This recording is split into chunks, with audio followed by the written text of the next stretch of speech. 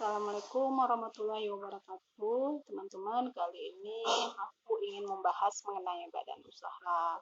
Tapi sebelum aku membahas mengenai badan usaha, aku mau nambahin sedikit dulu tentang lanjutan dari videoku yang sebelumnya mengenai yayasan. Karena yayasan juga merupakan salah satu badan usaha.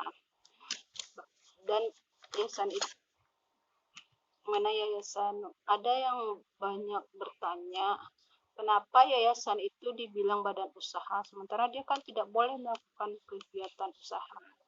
Bukannya tidak boleh, tapi ada syarat-syarat yang telah ditentukan menurut undang-undangnya. Menurut undang-undang yayasan menyatakan bahwa yayasan boleh melakukan kegiatan usaha untuk menunjang berdirinya sebuah yayasan tersebut dan atau ikut serta dalam suatu badan usaha. Jadi tidak boleh secara langsung harus ikut serta dengan badan usaha lainnya.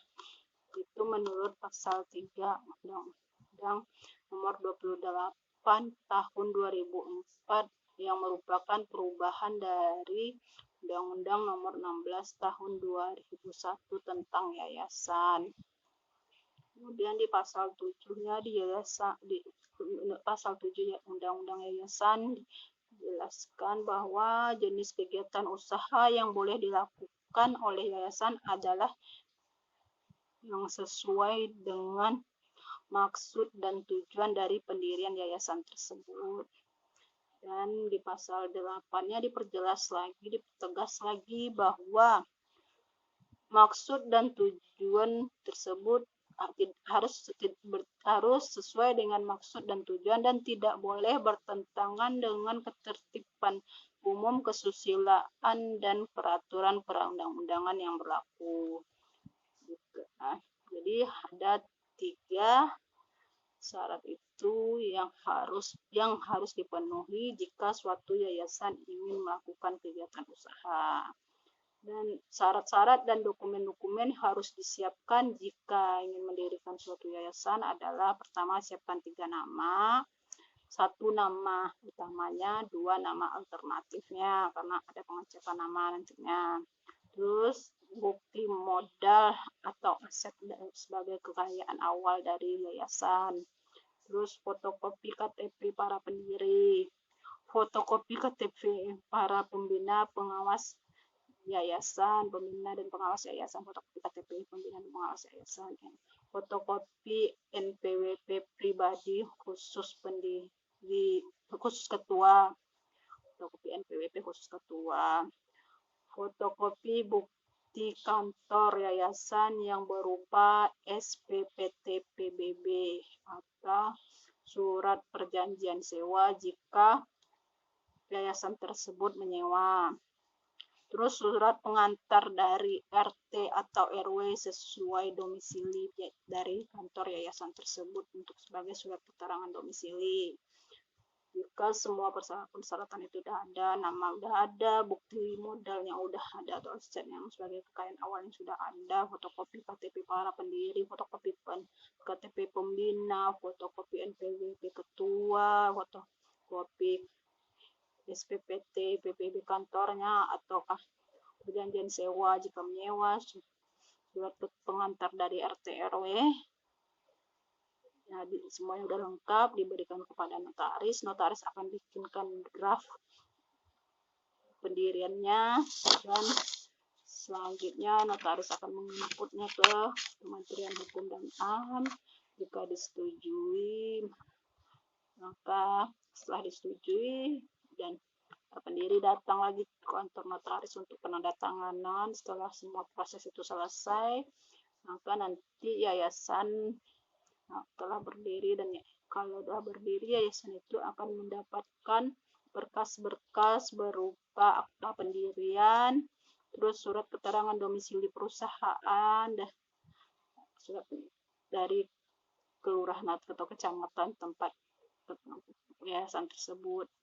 Dapat surat keterangan domisili, dapat akta, terus dapat surat keputusan menteri dan SK dari Kementerian Hukum dan HAM, diumuman dalam lembaran negara, berita negara Republik Indonesia, terus tanda daftar yayasan. terus NPWP dari kantor perpajakan, NPWP yayasan dari kantor perpajakan.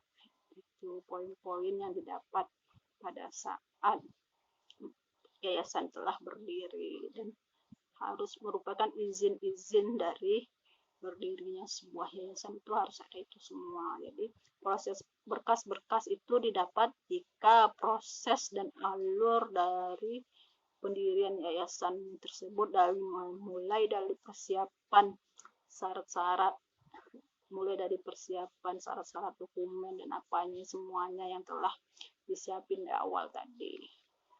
Terus yang selanjutnya aku ingin membahas mengenai badan usaha. Dalam hal ini badan usaha yang berbentuk badan hukum dan tidak berbadan hukum. Yang pertama kita bahas dulu yang berbadan hukum. Berbadan hukum itu yaitu terjadinya pemisahan kekayaan pribadi pemilik atau pendiri dan kekayaan dari badan usaha itu. Jadi terjadinya pemisahan kekayaan, harta kekayaan pribadi milik pendiri atau pemiliknya dengan kekayaan dari badan usahanya. Contoh dari yayasan itu, ya contoh dari badan usaha yang badan hukum itu misalnya seperti PT, yayasan, koperasi, badan usaha milik negara, BUMN, terus badan usaha milik daerah, BUMD.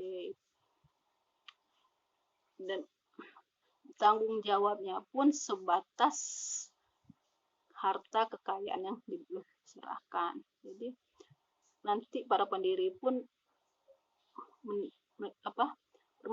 kalau terjadi permasalahan hukum, tanggung jawabnya ya hanya sebatas berapa harta kekayaan yang diberikan, ya sebatas harta kekayaan yang dimiliki dari badan usaha tersebut, harta pribadi, tidak menyinggung pada harta pribadinya pendiri dari badan usaha tersebut.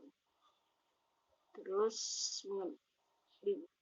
mengenai untuk PT dan yayasan, pengesahan akta pendiriannya dilakukan oleh Kementerian Hukum dan HAM udah dari dulu ya, sedangkan koperasi sejak tahun 2019 menurut setelah keluarnya Permenkumham nomor 14 tahun 2019 bahwa pengesahan dari pendirian koperasi itu melalui sistem OSS dilakukan oleh Kementerian Hukum dan HAM. Jadi sudah diambil alih oleh Kementerian Hukum dan HAM.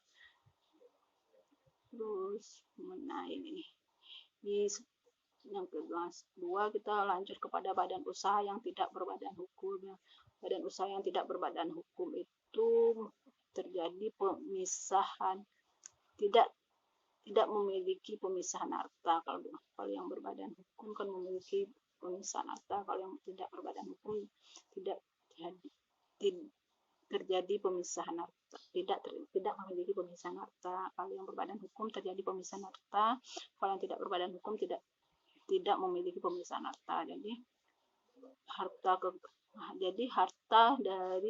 harta kekayaan pribadi pemilik dari pendirinya ada kekayaan badan hukum adalah tidak ada pemisahan harta. Maka jika suatu saat terjadi permasalahan hukum, tidak hanya sebatas dari harta kekayaan badan usaha tersebut, tapi termasuk kepada harta kekayaan pribadi pemilik atau pendiri dari dan usaha itu. Jadi harta kekayaan pribadinya juga ikut di dalamnya nanti. Selain itu, badan usaha yang tidak badan hukum tidak terdapat pengaturan jumlah modal. Kalau tadi belum saya jelaskan, kalau dalam badan usaha berbadan hukum itu ada batasan modalnya, minimalnya kan 50 juta.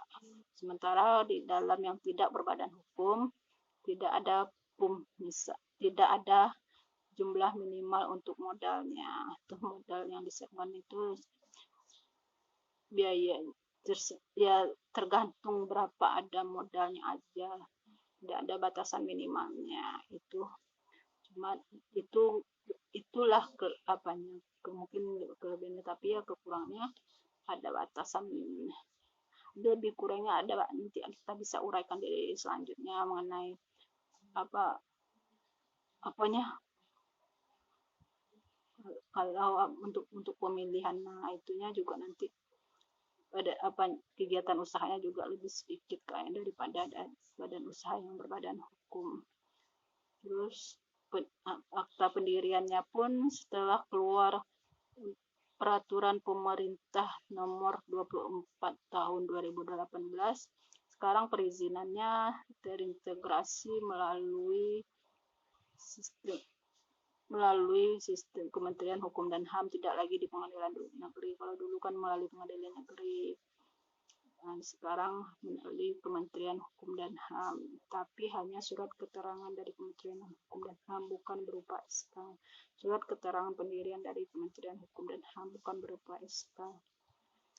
Itu contohnya itu adalah CV, Persekutuan Komanditer, firma, terus Persekutuan Perdata. Contoh dari badan usaha yang tidak berbadan hukum. Kalau mengenai biaya akta pendirian mungkin lebih kecil dan karena ada biaya-biaya yang tidak biasa pembentukan aktanya atau apalah itu lebih kecil kan. Biasanya ini CV dibentuk oleh pengusaha-pengusaha yang menjalankan kegiatan usaha mikro, kecil dan menengah UMKM biasanya ya. Orang-orang yang berusaha di dalam bidang UMKM itu yang bikin CV, karena modalnya juga kecil, perizinannya juga kecil, semuanya kecil, tidak butuhkan biaya yang besar. Selanjutnya nanti satu-satu akan aku bahas apa itu CV, firma, dan badan usaha ya. Mungkin yang badan usaha yang berbadan hukum aku akan menjelaskan mengenai PT aja. PT itu sudah sangat panjang sekali, dan kalau kesempatan lainnya mungkin aku akan menjelaskan mengenai koperasi, tapi mungkin yang selanjutnya setelah ini mungkin PT dan CV atau firma. Ya, sekian dulu, terima kasih Pak Ilham. Kalau ada kurang-kurangnya dimaklum aja, kalau bisa diterima alhamdulillah. Terima kasih. Assalamualaikum warahmatullahi wabarakatuh.